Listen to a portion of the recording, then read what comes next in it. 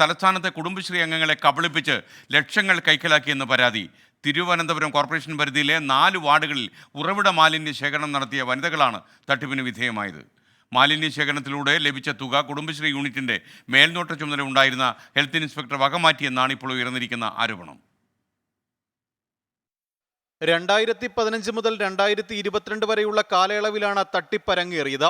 മാലിന്യ സംസ്കരണത്തിനായി വീടുകളിൽ നിന്ന് വാങ്ങുന്ന സർവീസ് ചാർജ് ചെലവുകൾ കഴിച്ച് ജോലി ചെയ്യുന്ന കുടുംബശ്രീ അംഗങ്ങൾക്ക് തുല്യമായി വീതിച്ചു നൽകണം.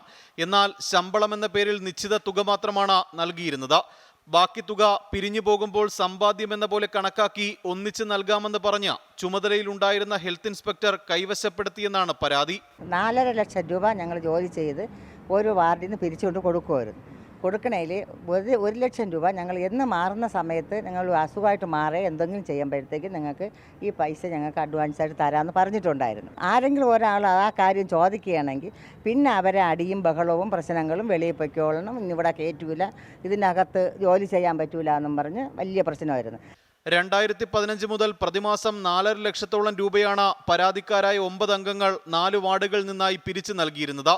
2022 നൽകി വന്നിരുന്ന പണം തിരികെ ആവശ്യപ്പെട്ടപ്പോൾ പണം കൈപ്പറ്റിയതിന് തെളിവില്ലെന്ന് പറഞ്ഞ് ഉദ്യോഗസ്ഥൻ കൈമലർത്തി.